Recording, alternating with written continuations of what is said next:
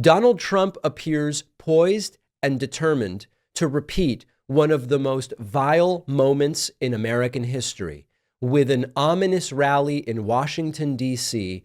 on January 19th, the day before his inauguration, reminding all of us of that horrible and disgusting day, January 6th, 2021. The Make America Great Again victory rally is planned for the 20,000 seat Capital One Arena, and it feels like deja vu. For any of us who remember January 6, 2021, Trump is framing it as a celebration of his victory over Kamala Harris in November, but the echoes from the January 6th fiasco are difficult to ignore. And big picture, this sort of victory rally, once again, we don't want to overuse the metaphor or the analogy, but when you think about the sorts of leaders in the 20th century who did these sort of massive rallies when he's not even running for anything anymore, he can't run again, term limited, the echoes of 20th century authoritarianism are very difficult to miss. Now, the rally is being organized by the Trump-Vance Inaugural Committee. That's the sort of slush fund that Trump's favorite and soon-to-be favorite billionaires are dumping money into Trump through. This is scheduled for 3 p.m. Eastern on the 19th.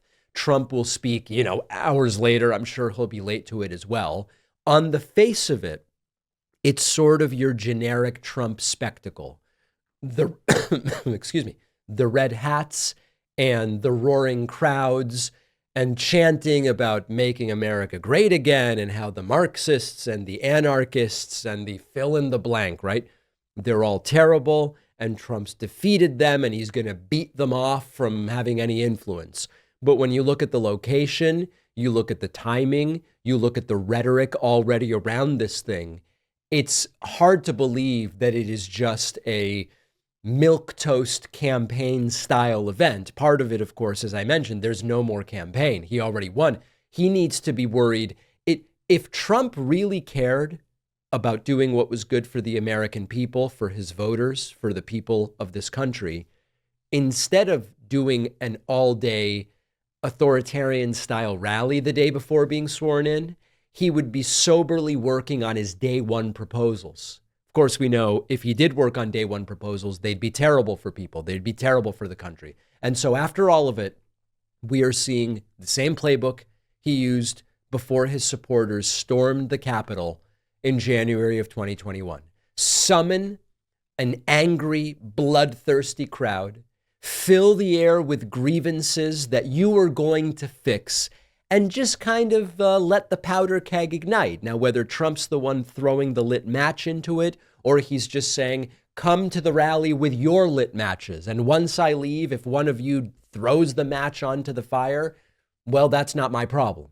Trump's actions since his second victory show no signs of reflection or of restraint. He's doubling down on the same tactics that divided the nation during the first term, and it's actually much worse.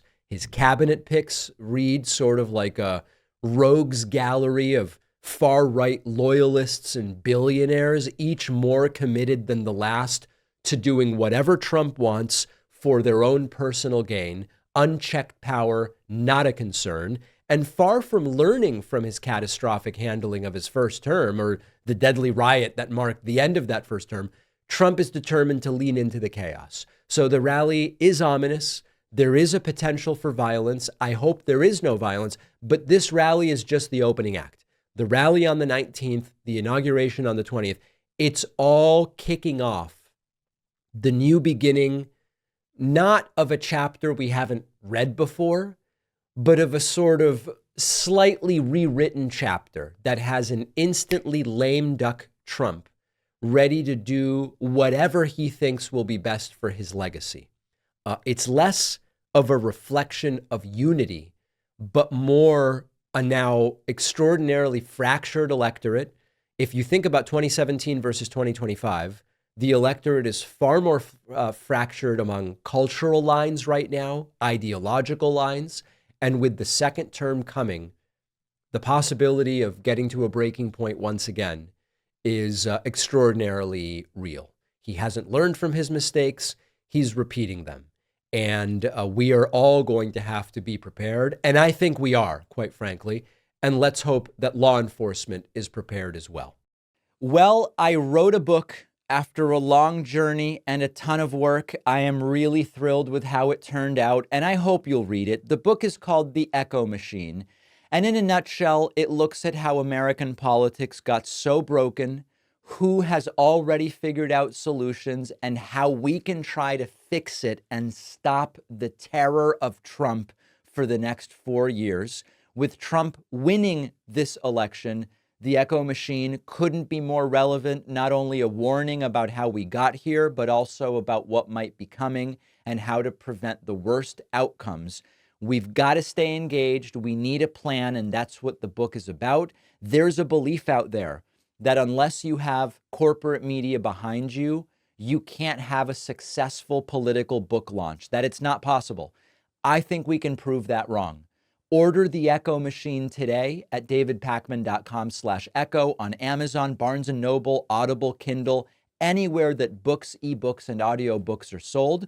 You can also call any local bookstore and say, please order me The Echo Machine by David Pakman. Wherever you get the book, you'll get the free pre-order perks, including the signed book plate. Head to davidpakman.com/free book stuff after ordering.